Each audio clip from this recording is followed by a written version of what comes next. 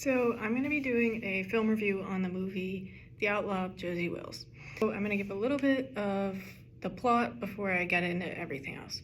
So Josey Wills is a farmer in Missouri whose family is brutally murdered by Union soldiers. And he then joins a pro-Confederate guerrilla unit, not for any political reasons, but for the purpose of revenge.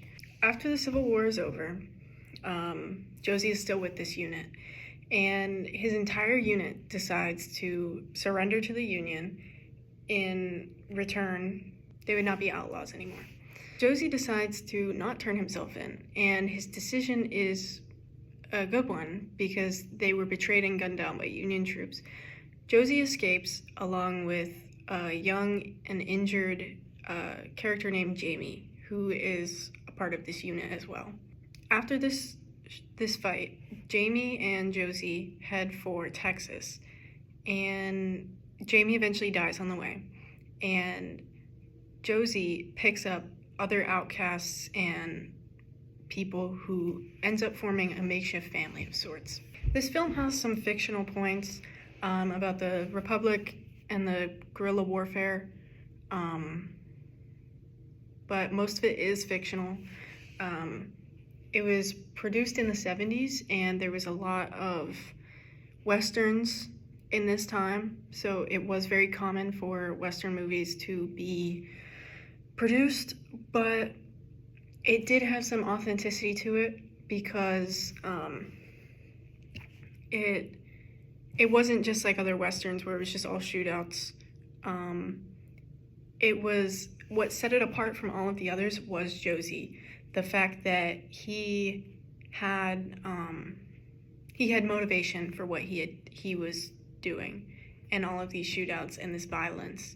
His motivation was revenge. The movie shows how during a war, nobody goes unaffected. Even civilians who are not involved in the war at all will somehow get pulled into it and are affected in ways that can carry through for the rest of their lives. Despite the war being set in Civil War era, slavery was never really mentioned, and there was actually no black characters. Despite the movie taking place in Missouri and Texas in the 1860s, there was not one single black person seen in the film. So it kind of shows a bit of its fictional side there. It wasn't a Civil War movie, but it was a movie about not trusting the government and rebelling against it, and how that affects you and those around you. The climax of the movie comes in a brutal shootout with the Union pursuers. Josey finally gets his chance to confront and kill Captain Terrell, the man who was a big part in the destruction of his home and the killing of his family. The most striking moment to me was after all of the fighting, and Josey walks into a bar and Fletcher is there, and he's hearing this story about this outlaw, and he knows that it's Josey, but he pretends that he doesn't, and he lets him go. Josey gets his revenge, and he gets to walk away from it all. By him walking away and off to who knows whatever he'll do next, it shows us that it's not just the end of a chase and this part of the story, it's the possibility of a new life that he's walking into. This film was released after Vietnam and the Watergate scandal had taken place. The film mirrors how the public feels about these two events in a way. The Union's betrayal of the surrendering guerrillas echoes how many Americans felt betrayed by their own government. Terminus, Lion, Missouri, scum!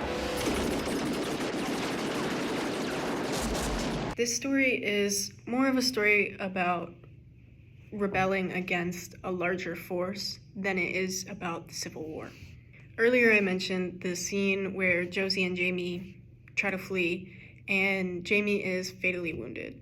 Jamie represents the young American men who have been dying either in the Vietnam War or protests that were taking place here in America, like the one at Kent State, where students were shot.